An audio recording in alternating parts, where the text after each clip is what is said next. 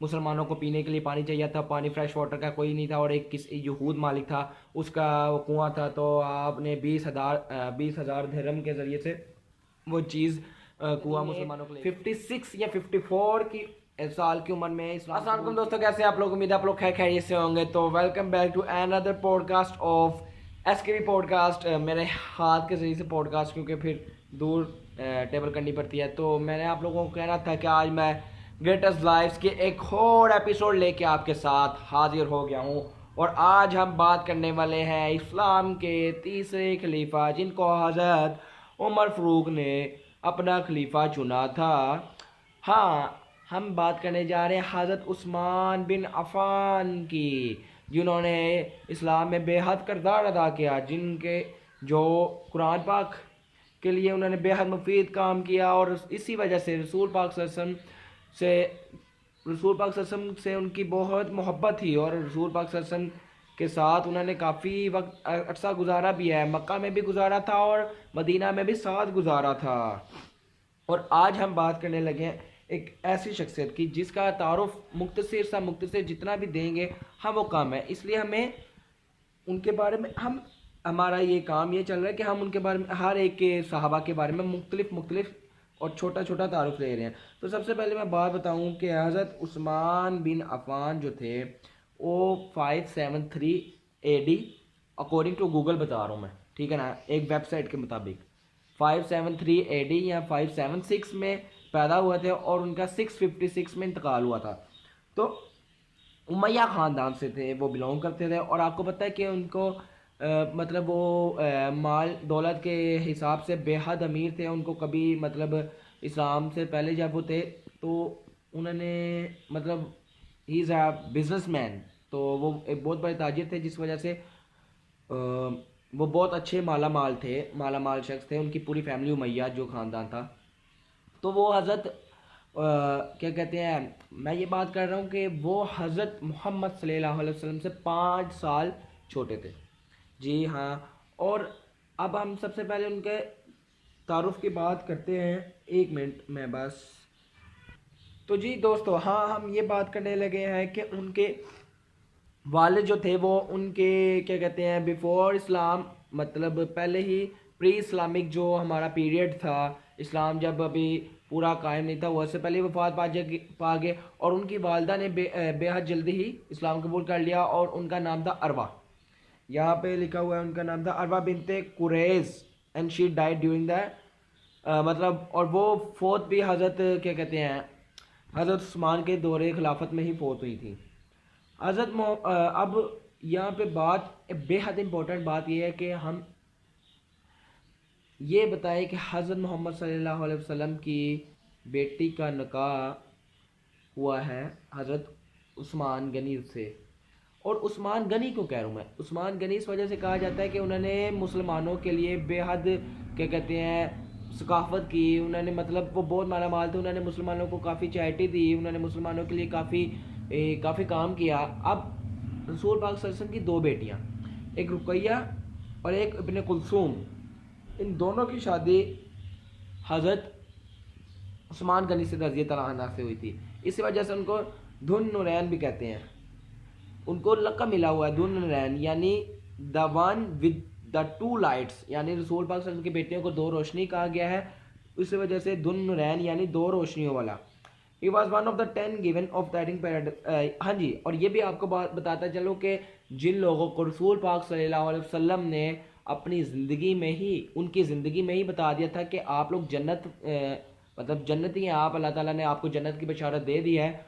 उनमें से उन 10 सहाबा, यानी अभी वैसे तो बदरी साहबी भी सारे जन्नती हैं, लेकिन हज़रत उस्मान जो थे वो उनमें से थे। अब रसूल पाक सल्लल्लाहु अलैहि वसल्लम जब पहली बीवी वफात पाई थी ना हज़रत उस्मान गनी की, यानी रसूल पाक सल्लल्लाहु अलैहि वसल्लम की पहली बेटी, तो फिर दूसरी जब वफात पाई थी कुलसूम, तो उन्होंने मतलब तो ना हज़रत उस्मान गनी बड़े ना सैडनेस थी उनके चेहरे पे, वो बड़े मारे मारे फिर रहे थे, बड़े गमगीन थे। तो यानी तो फिर उन्होंने कहा था कि रसूल पाक सल्लल्लाहु अलैहि वसल्लम ने कि उस्मान, अगर मेरी तीसरी बेटी भी होती तो मैं उसको भी तुम्हें निकाह में दे देता। और जो हज़रत उस्मान गनी की दूसरी बेटी थी ना, सॉरी, दूसरी बेटी कह रहा हूँ, वो तो हज़रत मोहम्मद सल्लल्लाहु अलैहि वसल्लम की जो हज़रत उस्मान गनी की दूसरी बीवी थी, वो हज़रत फातिमा से बड़ी थी, जो उनकी रसूल पाक सल्लल्लाहु अलैहि वसल्लम की बेटी हैं, फा, फातिमा बिनते मोहम्मद, वो उनसे ओल्डर देन थी। तो अब हम बात कर लेते हैं उनकी फिजिकल अपेयरेंस के बारे में। यहाँ पे फिजिकल अपेयरेंस ये बताई जाती है कि ना वो ज़्यादा टॉल थे, ना वो ज़्यादा शॉर्ट थे, ब्रॉड, हाँ, यानी ना ज़्यादा कद लंबा, ना ज़्यादा छोटा। उनका ब्रॉड सा, क्या कहते हैं, शोल्डर ब्रॉड था, बड़ी लंबी दाढ़ी थी, और उस वक्त ये कहा जाता था कि ये मोस्ट हैंडसम है, मोस्ट हैंडसम की बात की जाती थी।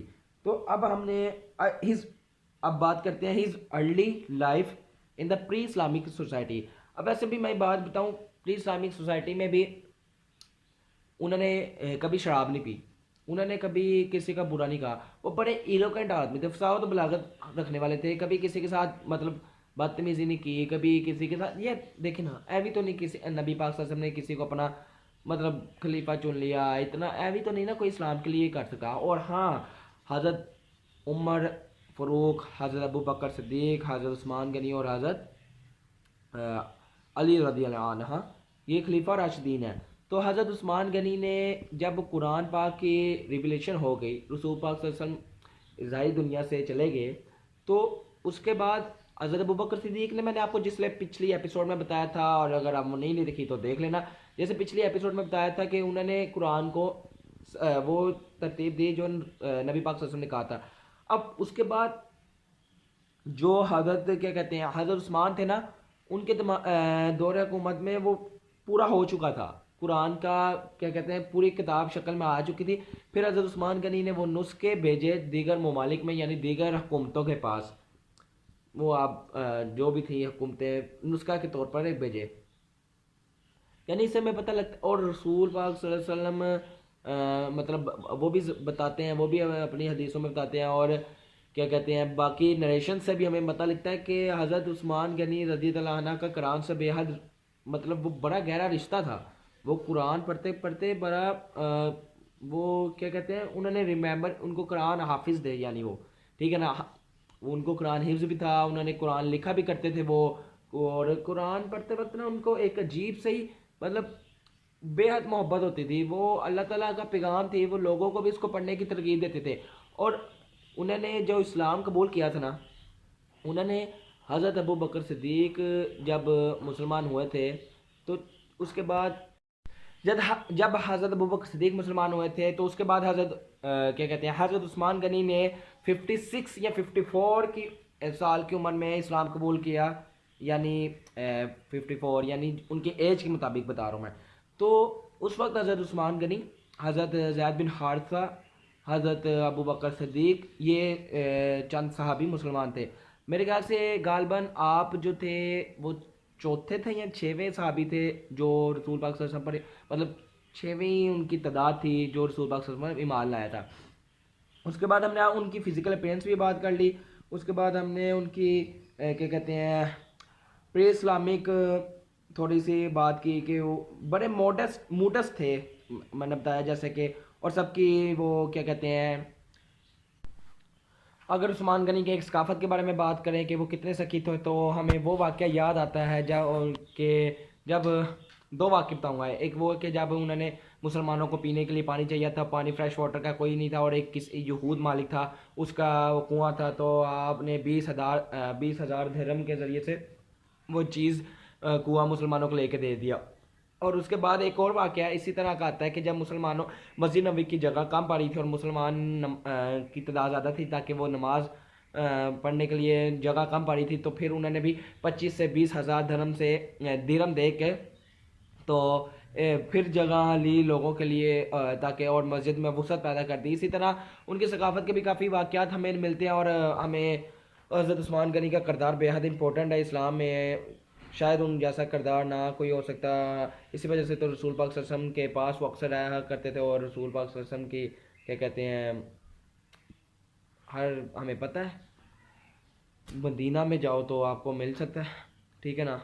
और हमें सहाबा की ज़िंदगियों को पढ़ना चाहिए, हमें उनको सीखना चाहिए। इसी तरह आज की वीडियो में सिर्फ इतना ही, आपको मिलेंगे अपने अगले व्लॉग में, क्योंकि ये शॉर्ट बायोग्राफी है तो मैं इतना लंबा लिख नहीं सकता, बता नहीं सकता, क्योंकि बहुत ज़्यादा उनके लिए इंपॉर्टेंट और बहुत ज़्यादा लंबा हुआ हो जाएगा व्लॉग। तो अल्लाह हाफिज़, बाय बाय, दोनों मिक्स हो गए थे।